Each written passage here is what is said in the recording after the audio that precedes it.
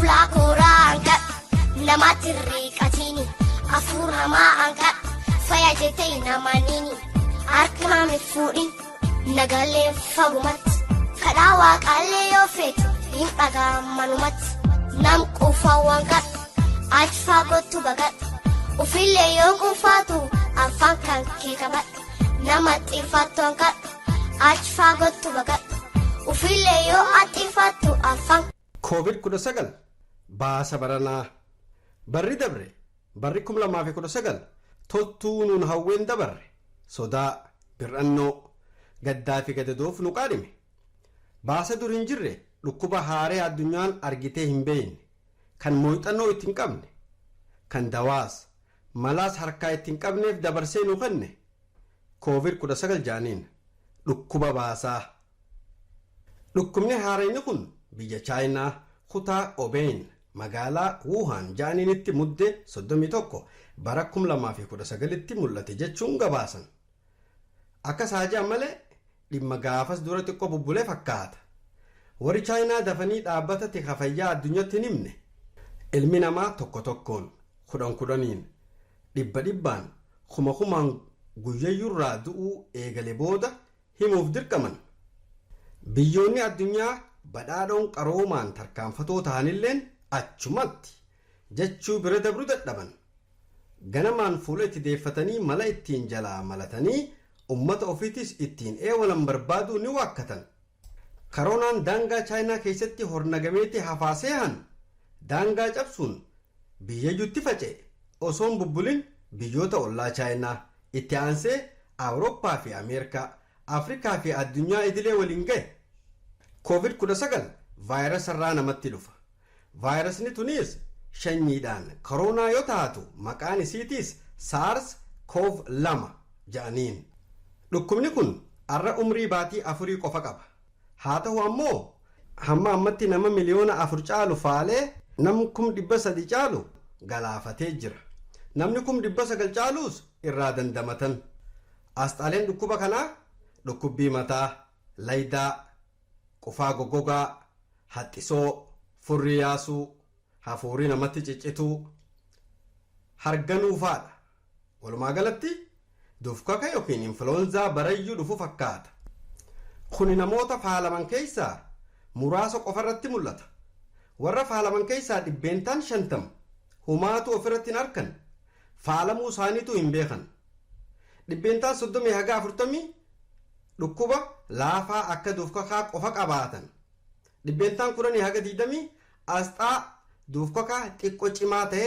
ofirratti argan muraasni 10 hafuurri itti ciccituu fi hafuurfachuuf rakkatan jarri kun oksijiinii argachuu qabu kanaafuu hospitaala ciisanii wallaanamuudha qaban jara kana keessaayis muraasni vaantileetara yookiin maashina isaan hafuurfachiisu yoo argatan malee of danda'anii hafuura fudhachuu fi baafachuu hin dandayan daddaffitti haqanqaalanii tuubboo itti kaayanii vaantileetaraan akka hafuurfatan gochuu feesisa dhukkubni kun manguddoo umriidhaan 60 taran warra duraanuu dhukkuboota waaroo akka sukkaree dhukkuba sombaa onnee kalee yookiin turuu qaban warra kaansara HIV/AIDS qabanii fi dubartoota ulfa qabanitti hammaata kanneen du'aaf saaxilaman keessaayis garri caalu jara kana warra hospitaalatti du'u afooshaan baatee awwaaluun ni hafte awwaalchi dhimma mootummaan bakka firriin jirratti raawwatu ta'e taaziyaaf walitti dhufanii wal jajjabeessuun ni hafte bifa hundaanuu dhukkubni koronaa baasa addunyatti baase daawwattootaa fi dhageeffattoota keenya kabajamoo fi jaalatamoo waa'ee dhukkuba kanaa wal hubachiisuun akkaan barbaachisaadha kanaaf jecha hubannoo ogeeyyiin fayyaa irra ga'anii fi gorsa golli dhukkuboota daddabroo ameerikaa isiniif qindeessee qopheesse gara afaan oromootti hiineeti akka kanatti aanutti isinii dhiyeessina kan afaan oromootti hiike Dr. Abdul Samad Muhammad Yusuf kaniin isinii dubbisee gurraan isin gayu an Arif Mahmud Aliiti COVID-19 ijoollee umriidhaan ganna 3 haga 6tiif mani buroota maaliif tufame manneen barnoota maaliif tufaman jarmii coronavirus jaaniin kan dhukkuba namatti fiduutu jira. Kanaafuu namuu nagayaan mana ofii akka taa'u feena. Namuu fayyaa ofii eeggachuuf waan danda'u yoo godhe hireen namni naannoo san jiran fayyaa itti argataniis guddoodha. Fira yookaan hiriyoota biraa dhaquu fi hammaachuu maaliif hin dandeenye? Akaakoo fi akkuma manguddoo waan ta'aniif akkanirraa dhukkubsatan hin feenu. Jarmiin tun hoggaa badde booda akkoo fi hiriyoota kee bira dhaquu ni dandeessa. Ammaaf bilbilaan yookiin viidiyoo chaat gootee isaan dubbisuu ni dandeessa. Dhukkubni kun fira kiyya yookaan anahu nu qabee jee yoon yaaddawee hoo? Yaadda'uun humaa miti. Yoo mudatte dura nama guddatti himadhu. Itti aansitee waan si yaachisu lakkisii waan si gammachiisu gochuuf fuulleeffadhu. Keessa kee tasgabbeessuuf hafuura jabaa al-5 gadi fudhuutii baasi. Jarmii ofirraa faccisuuf maal gochuun qaba? Jarmiin bakka harkaan tuqanurra jiraachuu feeti. Harka kee saabunaan sekondii 20 dhiqadhu. Hoggaa dhiqattu takkaa haga 20 lakkaawe. Hoggaa qufaatu yookiin hattifattu afaanii fi funyaan kee irree teetiin haguuggadhu. Namni gurguddaan si gargaarus jiraachuu hin dagatin. Haawwan, abbootii fi tajaajiltoota akkam jirtu? Isiniis ilmaan keessaniis qajeellotti harka dhiqadhaa. Yoo dirqamni jiraate malee manaan bahinaa. Vaayirasii kanarraa waan beekan ilmaan ofii gaafadhaa. Jajjabeessaa. Waan isin gaafatan deebii umrii isaaniitiif maltu kennaaf. Mallattoo COVID-19 ofii fi ilmaan ofii irratti caqasaa. Yoo feesise qajeelfama ogeeyyii fayyaa iyyaafadhaa. COVID-19 ijoollee ganna 6 haga 12. Manneen barnootaa maaliif cufame? Waa'ee COVID-19 mee sitti himu. COVID-19 maali? Corona virus yookiin corona jaaniin jarmii haaree. Yoo nama qabe akkuma dufkakaa yookiin influenzaati nama godha. Miilan qabu hin deemu. Kanaafuu copha dhangala'aa ijaan hin mul'anne keessaan deemuu fedha. Copha hoggaa namni hattifatu yookiin qufa'u yaabbatee alatti baha. Harkoo hulaatii fi telefoona faarra qubatee ta'a. Saabuna hin jaalatu.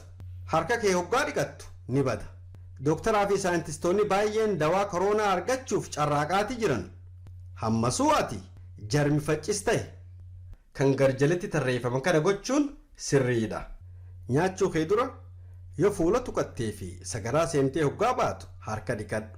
Hoggaa harka saabunaan dhiqattu faaruu alaabaa yookiin Oromiyaa biyya abbaa kootii wallisi.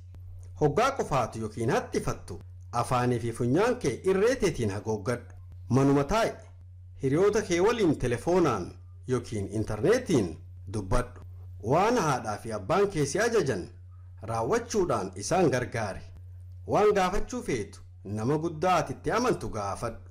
Yoo cinqattees itti himi. Sochii qaamaa fi kitaaba dubbisuu baay'isaa isin gargaara. Kanneen ammoo sirrii miti. Ijaa fi fuula if hin tuqin. Akaakoo fi akkoo hin dhungatin ni isin hammatin. Niin dhukkubsada jettee hin cinqatin. Nama guddaa amantutti himadhu. Guyyaa muraasa manatti boqodhuutii ni wayyooyta. Namuu fayyaa ofii eeggachuuf waan danda'u yoo godhe hireen namni naannoo san jiran fayyaa itti argataniis guddoodha.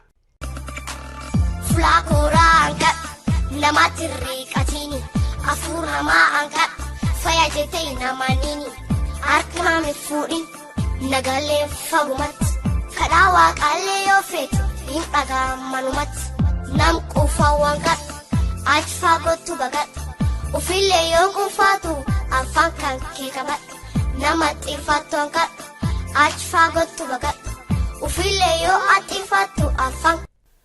Tamsaa'ina COVID-19 ittisi. Baallama haakimaa yoo qabaattan malee manaan bahinaa.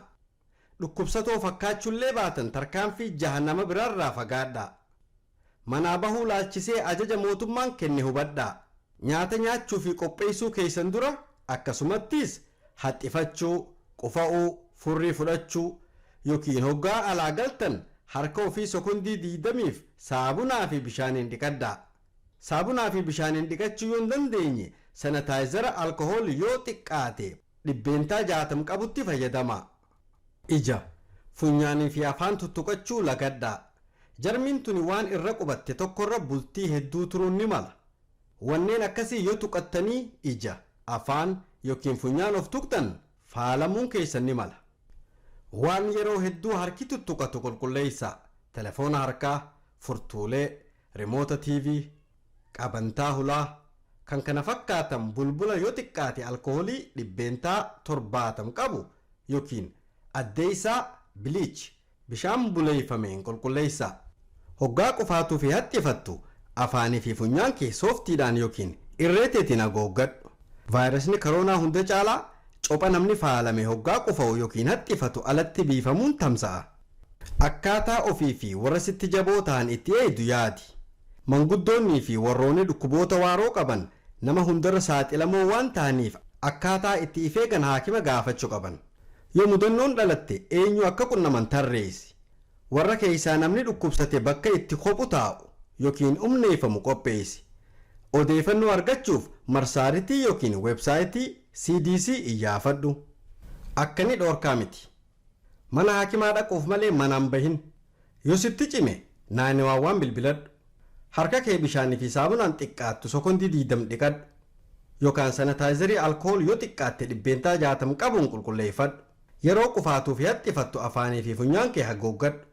Waa'ee COVID-19 maddii dhugaa waajjira tika fayyaa naannoo kan Center for Disease Control and Prevention yookiin CDC fi kan jaarmee fayyaa addunyaa yookiin World Health Organization ta'uu hubadhu. Qunnamtiin firaa fi hiriyoota waliin qabdu telefoonaa fi viidiyoon haa taatu. Akkani dhoorkaadha.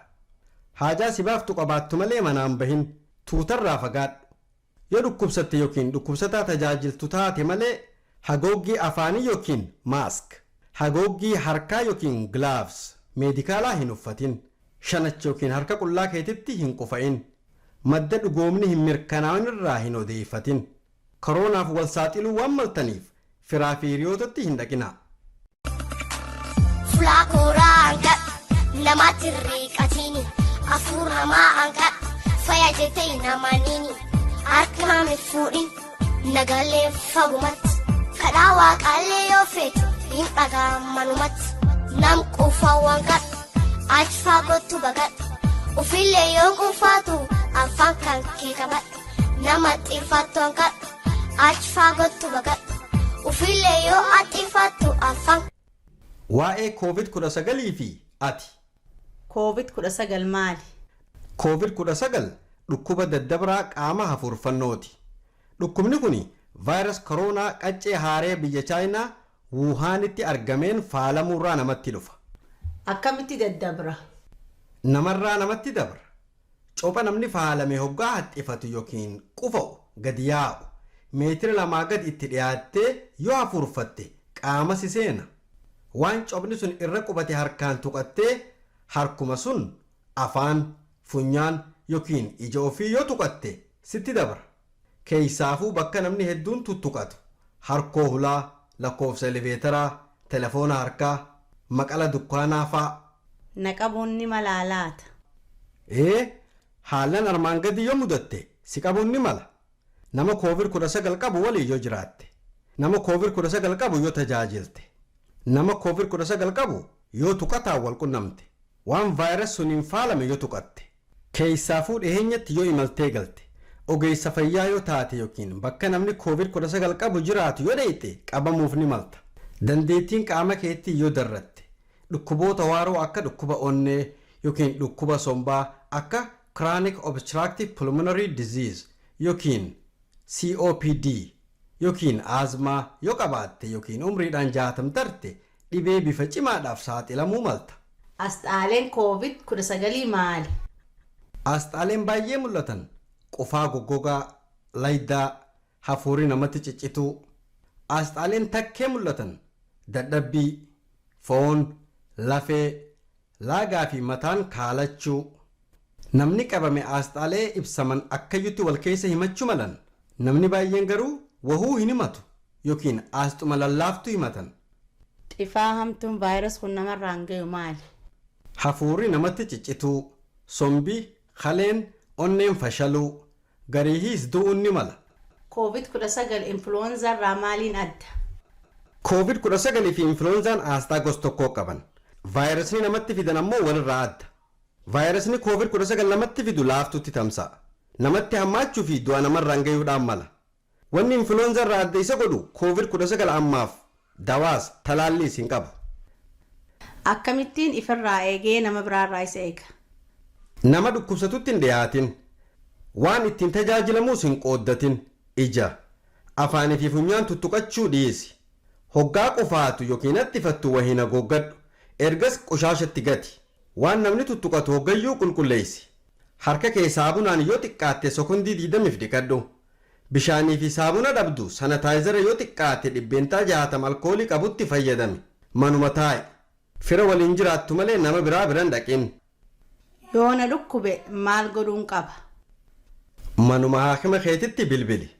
Hafuurri yoo sitti ciccite yookiin dagutti caraqamte yookiin of wallaalte yookiin bifti hidhii fi arrabaa si cilooyte 911 yaammadhu. Namoonni hedduun asxaa laaftuu qaban manumatti wayyaa'uu ni dandayan. Yoo manaa bahuu qabaatte osoo hin baane haakima keetiin marihadhu. Yoo baate geejjiba ummataa lagadhu. Kijiba cabsi. Namuma asxaa COVID-19 qabu qofaatu dhibee namatti dabarsa.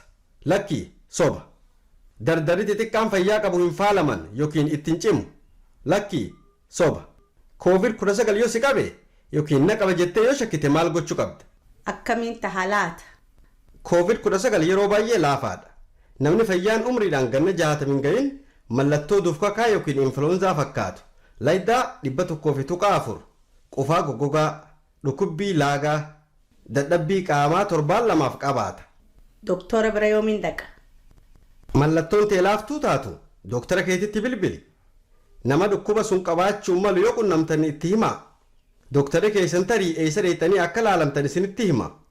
Ammaaf qormaanni baay'inaan waan hin jirreef tarii yoo faalamtanii jiraattan ta'e guyyaa 14 yookiin sanii ol manuma ta'aa jedhee isinitti himuun ni mala.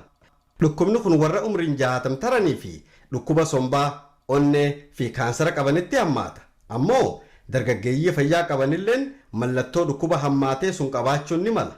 COVID-19 hammaatee hospitaala yookiin mana yaalaa dhaquun hugguu barbaachise kaatee doktora kee bira yookiin kutaa wallaansaa tattamaa yookiin emerjensii ruum dhaquu dura itti bilbilii waan si gorsan raawwadhu. Mallattoolee armaan gadii keessaa tokko yoo qabaatte 911 bilbili. Hafuurri yoo si ciccite. Bazabazaa yookiin wallattaa'uu dur hin qabne. Hidhiileen yookiin fuulli yoo gurraachome. Wallaansi isaa hoo akkami? Ammaaf COVID-19 wallaansa kana jennuun qabu. Namni hedduun bishaanuma itti dhuguu fi haragalfachuun wayyaawan. Taalanool itti fudhachuun laayiddaa fi dhukkubbii qaamaa namatti cabsa. Yoo sitti hammaate hospitaala dhaquu qabda. Wallaansa siif ta'u doktoroonni achitti siif kennan. Nama biraa akkaan hin faalle maaliin godhuu qaba? COVID-19 qabaachuu yoo of shakkite manatti of umneessi. Namatti hin dhiyaatin. Yoo danda'ame mana hirriibaa, sagaraa fi kushiinaa kophaa qabaadhu. Haguuggii afaanii fi funyaanii qabaattu itti fayyadami. Harka dhiqadhu. Hoggaa qofaatu fi haxxifattu haguuggadhu. Ija funyaanii fi afaan of tuttuquu lagadhu. Harka kee sekondii 20 bishaanii fi saabunaan yookaan sanataayizara alkoolii yoo xiqqaate 60% qabuun qulqulleeffadhu. Mana ofii qulqulleeffadhaa. Waan matayyaa qooddachuu lagadhaa.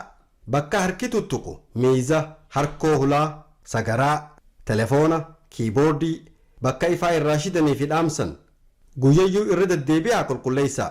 Bulbula xiqqaatu 70% etanaal qabu yookiin barakiinaa bishaaniin bulbulameen yookiin waanuma waa ittiin qulqulleessaniin qulqulleeffadhaa. Mana turuun kun 7 hin caala. Yoo mana akka baatan murteessuuf doktora keessaniin marihadhaa. Fulaakoraa hanqadhu namatti riiqatini afuur namaa hanqadhu fayyaa jettee namaaniini harki maami fuudhin nagalee fagumatti kadhaa waaqaallee yoo feetu hin dhagaa manumatti nam quufaa hanqadhu achi fagottu bagadhu ufillee yoo quufaatu afaan kan kee qabadhu nama xiiffattu hanqadhu achi fagottu bagadhu ufillee yoo xiiffattu afaan. COVID-19 fi dubartii ulfa qabdu. COVID-19 dubartii ulfa qabdutti ni hammaata. Dubartoonni ulfaa dhibee kanaaf daran saaxilamoo ta'uu ammaaf hin beeknu. vaayirasoota akkanaatiin yoo qabaman akka hamatti dhibamuuf saaxilamoodha. Kanaafuu warri ulfa qabu hawaasa keessaa saaxilamoo ta'aniiti fudhatama. Garuu hedduun isaanii aastuma dufkakaa yookiin filuu laafaa yookiin jiddugaleessaati qabaatan. Yoon ulfa qabaadhe akkamittiin ofirraa eega?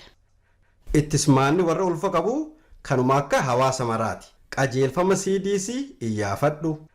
Anaa ulfaa COVID-19 yoo na qabe xifaa ulfaatiif saaxila maalaata? COVID-19 ulfarratti hamtuu fiduu yookiin dhabuu isaa ammaaf hin beeknu.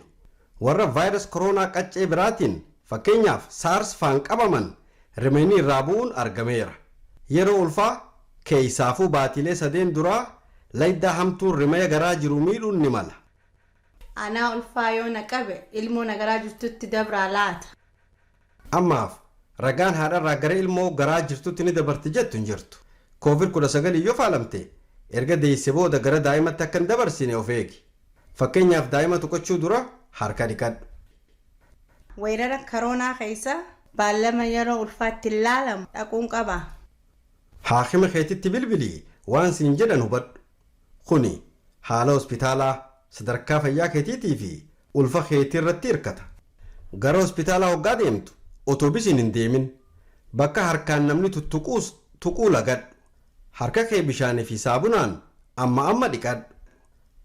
Hospitaalatti COVID-19 saaxilamuurra manuma kiyyatti deeyuun hin wayyu. Hospitaalli bakka nama sodaachisu fakkaachuun ni mala. Ammoo fayyaa teetii fi tan ilmoo teetii eeguuf haala mijaawaan ni jira. Mana dayuun balaa haadhaa fi ilmoo irraan gayuutu jira. Yaaddoo qabdu kana haakima kee waliin mari'adhu.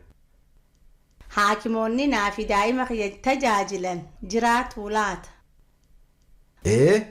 Hospitaalli dhaqxu haakimoota siis daa'imaas tajaajilan akka jiraatan taasisa. Ji'oota muraasaas deeman keessa ulfaa'uu yoon fedhe hoo? Yoo qaata faalamte yookiin niin faalama jettee shakkite haakima keetiin mari'adhu. Hamma haakima keetti irraa dhageessu ulfaa'uu irraa of qabi. Ulfa ittisuu yoo feete kiniina si gayu qabaachuu kee hubachuuf haakimaan mari'adhu. Ati yookiin dhiirsi kee faalamuu yoo shakkite qaamaan walitti siquun dhibee walitti dabarsuuf nama akka saaxilu yaadadhu. Jeeqama qalbii natti jirtu hoo maaltu mala? Yeroon keessa jiru namoota baay'eetti cinqii uuma.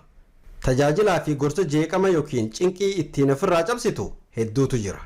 Yoo ulfa qabaatte yookiin ulfaa'uu feetee waa'ee COVID-19 laalchisee gaafii qabaatte haakima kee qunnami.